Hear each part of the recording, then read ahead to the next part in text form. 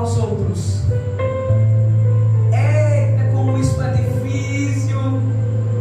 Sujeitando-vos uns aos outros. Já imaginou você se sujeitar ao seu irmão? Seu irmão na igreja, sua irmã, você se sujeitar a ele? Você já imaginou isso? Você considerar ele superior a você?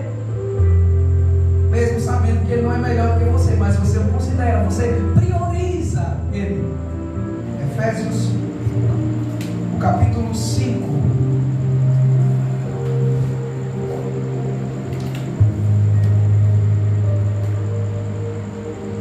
Versículo 18 por diante. Essa mensagem, já vou adiantando para vocês, ela é um pouco dura, tá? Só que ela é a verdade da palavra de Deus. Não sei até onde eu vou conseguir falar para os irmãos, mas vamos começar. Vamos começar do começo. Efésios capítulo 5, versículo 18 diz: e não vos embriagueis com vinho em que há contenda, dissolução, mas enchei-vos do Espírito. Meus irmãos, todos nós sabemos como é a característica, as características, de alguém que está bêbado. Uma pessoa que está bêbada, ela não anda no caminho de forma correta, ela anda cambaleando. Uma pessoa que está bêbada, ela não tem domínio sobre suas ações. A bebedice, ela não transforma você, ela só mostra quem você é. Ela tira seu domínio sobre aquilo que você é. Tem gente que é calado, né? Calado, mas doido para falar, mas quando bebe fala besteira, fala tanta coisa. Tem pessoas que quando bebem mostram o que há no coração delas, que elas são imorais, elas ficam tirando liberdade. Já viu pessoas assim? Essas pessoas, elas não são transformadas em pessoas más, é o que elas são, tá? A bebida apenas tira o controle sobre as ações dela. Os impulsos dela estão lá. Uma pessoa que está sobre a embriaguez, ela fala bobagens. Você já viu pessoas embriagadas, às vezes apanhando, porque fala tanta bobagem que irrita pessoas que estão sóbrias? Pois é. O que Paulo aqui está dizendo é que, assim como quem está bêbado, existem características perceptíveis de que aquele camarada está bêbado. Você sabe, você percebe que ele está bêbado. Do mesmo jeito, Paulo diz: eu não quero que vocês se embriaguem com vinho, para demonstrar as características da embriaguez, em que há dissolução, contenda. Mas ele diz: em vez de vocês se encherem de vinho, se embriagar com vinho, vocês devem se encher do Espírito Santo.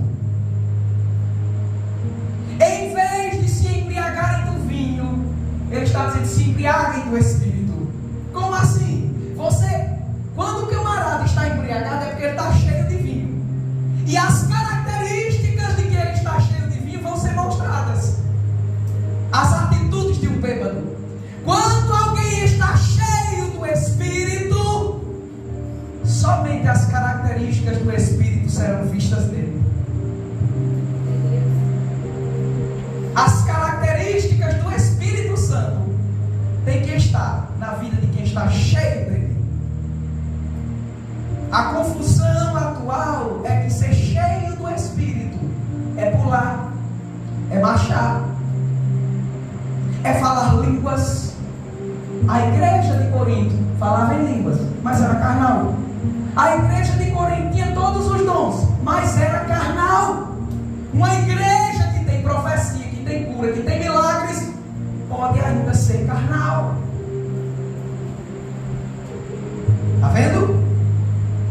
Aí Paulo disse: eu não posso falar para vocês como pessoas espirituais. Vocês não são espirituais.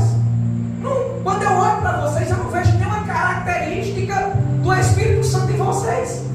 Vocês estão em confusão, em contenda com vocês mesmos. Isso é ser cheio do Espírito? Não é não. Não é não. Parece mais embriaguez, contendas, dissolução. A mente não está no lugar. Brigas, invejas, contendas. Isso é coisa de quem não tem uma mente no lugar, coisa de quem está bêbado. Mas quem está cheio do Espírito, ele tem uma vida de sabedoria, de moderação, de paz, de autocontrole.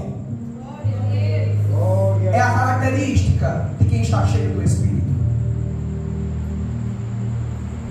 Ele diz: então, não se encha de vinho, em que há contenda, dissolução, falta de controle, mas se encha do Espírito Santo. Se encha do Espírito Santo. O que é se encher do Espírito Santo?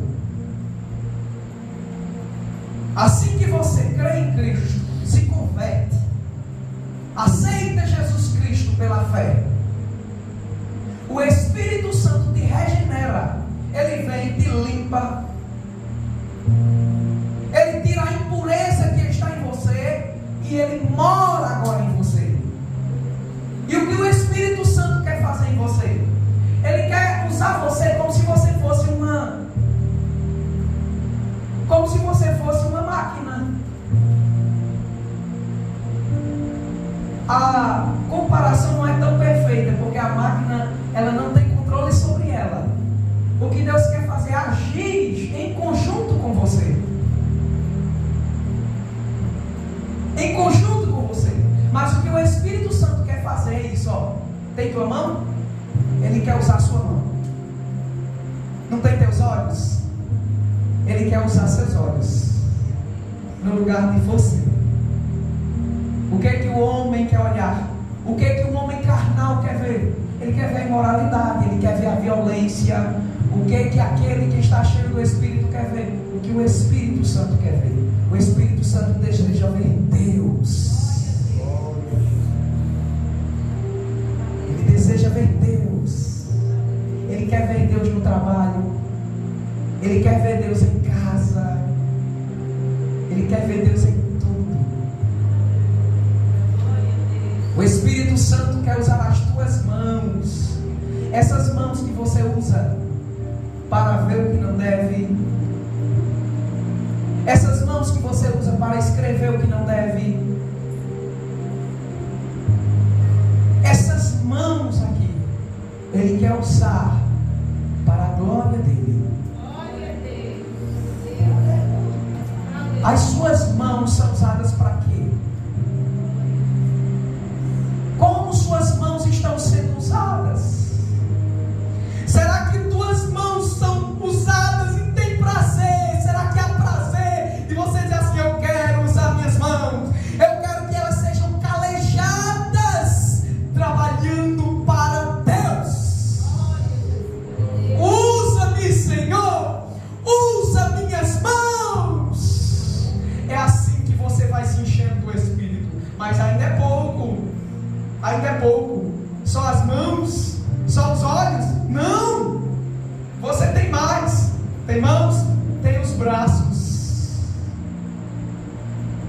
Senhor, eu quero que meus braços, minha força, minha energia seja gasta para o teu reino. Senhor, está vendo minha boca? Eu quero que minha boca seja usada para louvar o teu nome e para pregar o teu evangelho nos quatro cantos dessa cidade. Usa minha boca, usa meus lábios. Aleluia. Senhor, está vendo meus pés? Usa meus pés. Usa.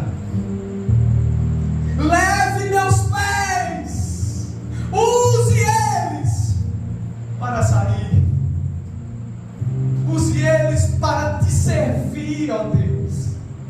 Usa meus pés para ir na casa do vizinho, para ir na minha escola, para ir ali, ó, no vizinho e dizer: ei, vamos para a igreja. Vamos para a igreja. Usa meus pés, Senhor, para que eu possa caminhar. Usa meus pés, ó Deus, para eu ir para a igreja.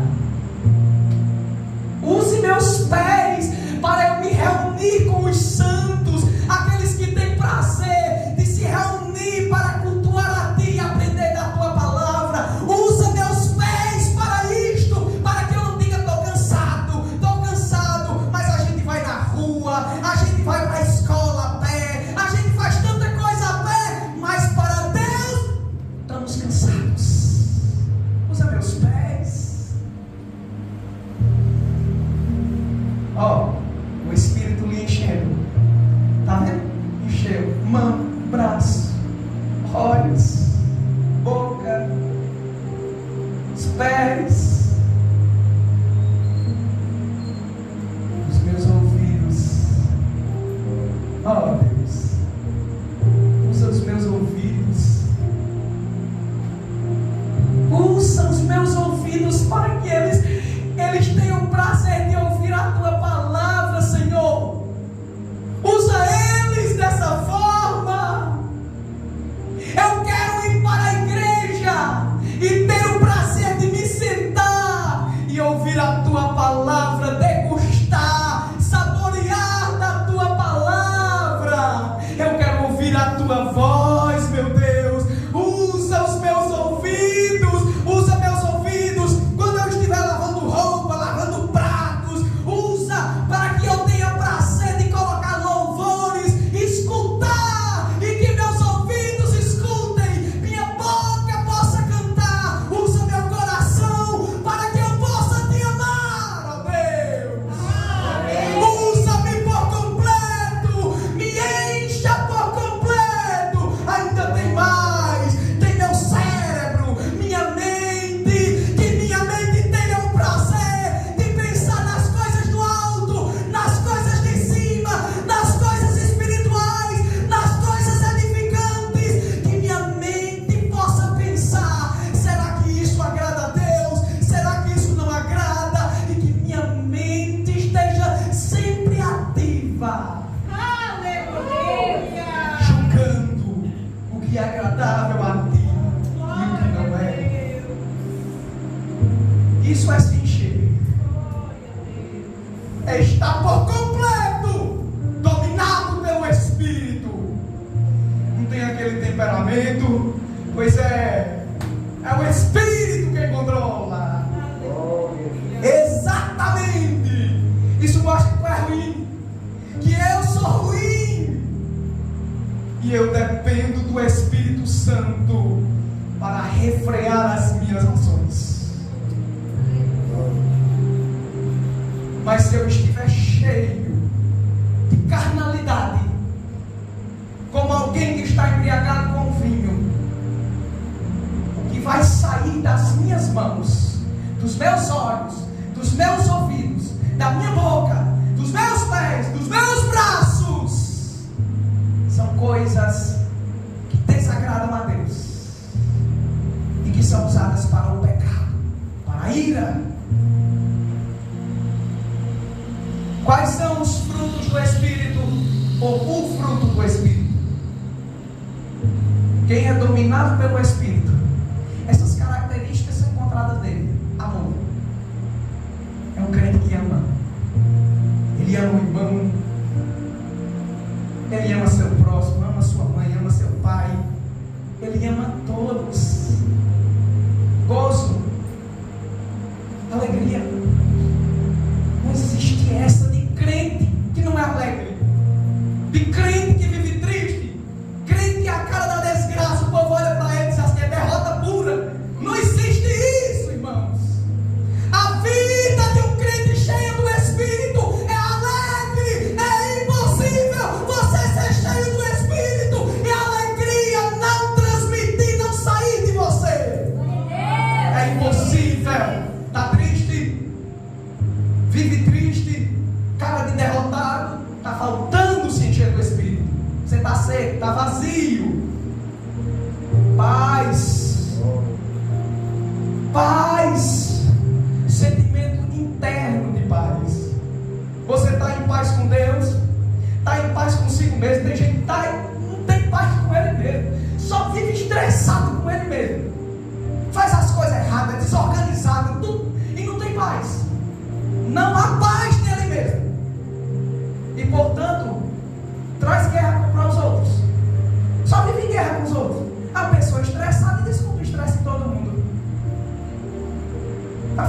se encher do Espírito.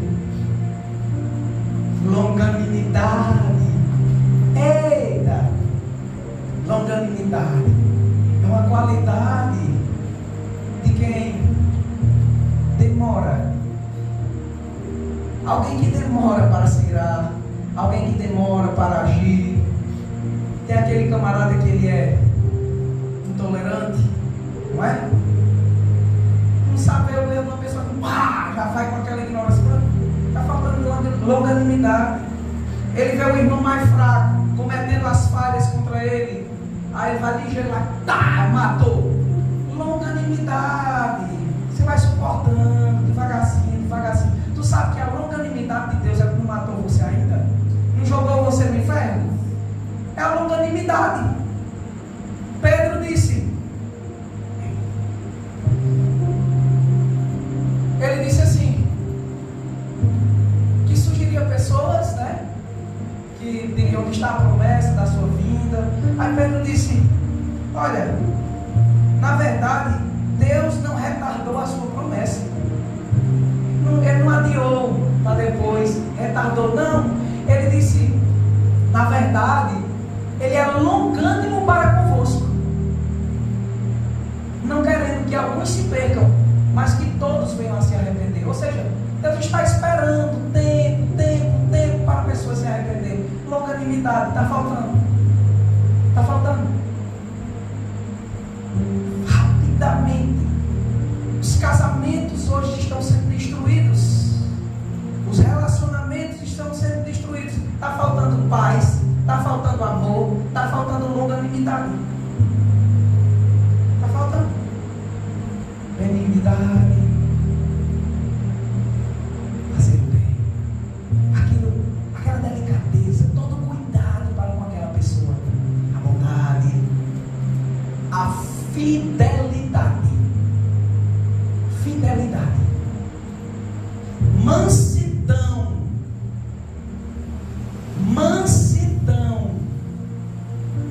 eita, meu Deus do céu, tenha misericórdia de mim, me amansa, Jesus. Mansidão. Tem gente que é tão alvoroçado, não há mansidão nele, é brabo, está faltando mansidão. Deixa Jesus te amansar. Vai te deixar bem mansinho. Deixa o Espírito te controlar. E o último, temperança. Essa palavra vem de tempero. Imagina o sal, que é um tempero natural. Se botar sal demais, a comida fica ruim. Se botar sal de menos também. Tem que ser na medida certa. Pois temperança é o que tem que ter em você. A medida certa, autocontrole, para você não exagerar, nem para mais nem para menos. Temperança. Se essas características estiverem em você, você é cheio do Espírito. Se não tiver, você é carnal. Você é carnal. Além de ser carnal, está sendo mal educado. O Espírito está dizendo, deixa eu dominar você, deixa eu controlar você. Você diz, não. Você cedeu a casa para me morar. Mas vai não. Eu vou fazer do meu jeito. Cheio da embriaguez da carnalidade. Agora que você entendeu o que é ser cheio do Espírito, que é se ceder para que o Espírito domine sobre você. Olha só a característica de pessoas dominadas pelo Espírito, no versículo 19. Olha, irmãos, isso aqui é lindo. Isso é lindo. Olha o crente espiritual, a característica dele. Falando entre vós com salmos, hinos e cânticos espirituais, cantando e salmodiando ao Senhor no vosso coração. Eu fico agoniado quando eu vou para a casa de um crente, ou um irmão, ou uma irmã, que tem um prazer só de falar de problema, nunca puxa um assunto das Escrituras, só fala de coisas naturais.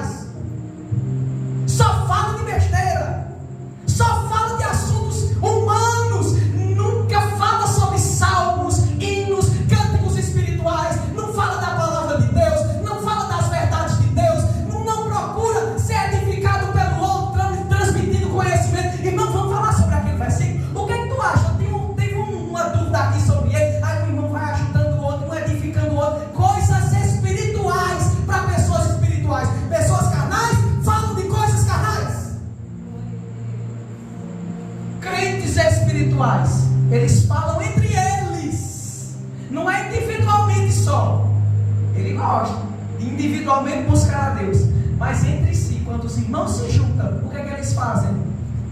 Eles cantam salmos, hinos e cânticos espirituais. Cânticos espirituais. Não é quem te viu passar na prova, não te ajudou. Quando vê você na bênção, vai se arrepender, aquele infeliz. Não, são cânticos espirituais. Cânticos espirituais. Te louvarei, não importam as circunstâncias, adorarei somente a ti, Senhor. Isso é louvor, isso é louvor, isso é louvor.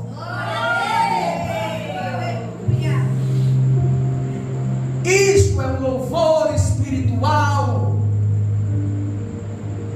Os louvores que muitas pessoas não se preocupam mais em louvar.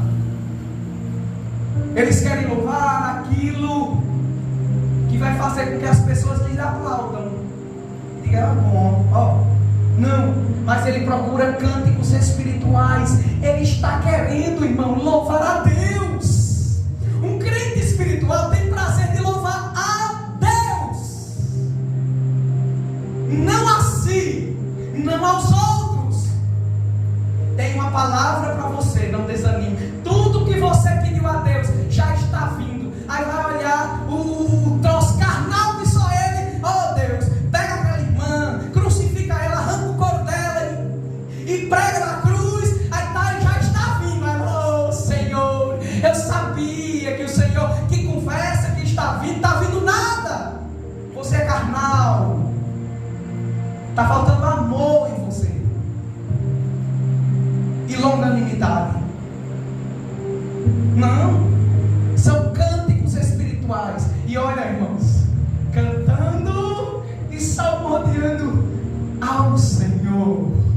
Os louvores têm que ser dirigidos a Ele. E ó, isso deve ser feito no vosso coração. Não são hinos cantados com os lábios, enquanto o coração está cheio de pecado e de má vontade de servir a Deus. É hinos cantados do coração, aquele hino que mexe na sua alma e você diz: Senhor, eu vou cantar para ti. Pai, misericórdia tens. Olha, quem canta um hino desse, mesmo sabendo o crente que sou, tu me queres tanto bem. Toma-me, faz-me diferente ser, me muda, Senhor. Agora junto a ti eu quero me refazer. Olha, isso é um hino cantado com o coração. Tem que vir de dentro de você. Essas são as características de crentes espirituais. A pergunta é: você é? Você é? Quando você se junta com seus irmãos, vocês louvam a Deus? Ou ficam falando lorotas, besteiras e algumas piadinhas inconvenientes? É isso? É conteúdos íntimos? É? A Bíblia fala sobre isso. A Bíblia fala sobre isso. Essas características estão em você. Você tem prazer de sentar com o irmão, ouvir a palavra, louvar hinos, cânticos espirituais. Isso tem que estar constantemente em você. Acordar de manhãzinho cedo e dizer: vou botar um hino aqui. Ô glória, já começa a luta. E vai fazer comida, e vai lavar tronço, e vai arrumar a casa, e lá o louvor. Aí o cara chega, tá num tocador. Não, isso é carnalidade. Carnalidade. A carnalidade, irmãos. Quando você lembra, tem ambientes, tem músicas, tem coisas que você tem que sair de perto, porque tem a aparência do mal. Paulo diz que é para fugir da aparência do mal. Tem músicas que parecem cristãs, mas não são. Elas lembram quando você estava nas drogas. Elas lembram quando você ia para o bar. Elas lembram isso. Quando você é carnal, você se lembra disso, aí dá uma sensaçãozinha boa da carne, do mundo, do pecado. Viu?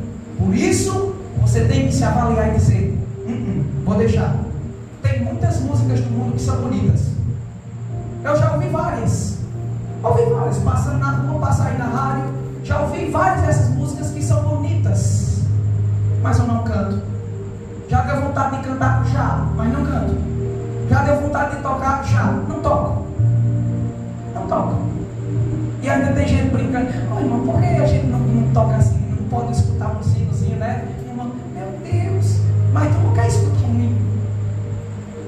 Não suporta ouvir o hino 15 da Água Cristã. Um dos hinos mais lindos, irmãos, mais lindos para mim. Foi na cruz, onde um dia eu vi o meu pecado, que foi castigado em Jesus. Ele me substituiu. Glória a Deus. Tu era para ter prazer nessas coisas. Já era para estar trabalhando e falando em línguas estranhas, orando e louvando a Deus em línguas. Era esse para ser o teu prazer. Mas por que isso não acontece? Carnalidade. Falta. Você precisa se encher do Espírito Santo. Versículo 20. Olha outra característica de pessoas que são cheias do Espírito: dando sempre graças por tudo a nosso Deus. Por tudo, dando graças a nosso Deus e Pai, em nome de nosso Senhor Jesus Cristo. Um crente cheio do Espírito Santo, ele é feliz. O sentimento que há nele é de gratidão. Obrigado, Senhor. Obrigado pela paz do meu lar. Obrigado pelo Senhor ter me salvado. Oh, Senhor, como o Senhor é bom, não é? Eu poderia estar naquele mundo de pecado. Obrigado, Senhor. Constantemente um crente grato. E quando as coisas estão erradas, continua agradecendo. Obrigado, Senhor. Eu não entendi o negócio aqui está dando errado. Também querendo me estressar, mas meu Senhor, eu te agradeço. Por quê? Eu não sei por que essas coisas estão acontecendo, mas eu já entendo o que está na Bíblia Sagrada. Todas as coisas cooperam para o bem daqueles que amam a Deus. Eu te amo. Não sei por que está acontecendo, mas está cooperando para o meu bem. Sou grato ao Senhor. Glória a Deus. Sou grato. Estou adquirindo resistência, paciência com tudo isso. Ai, as coisinhas que vão acontecendo. Dando sempre graças por tudo a nosso Deus. Irmão, isso aqui é uma surra na gente. Uma surra, a gente reclama constantemente. Seja grato. Veja o lado bom.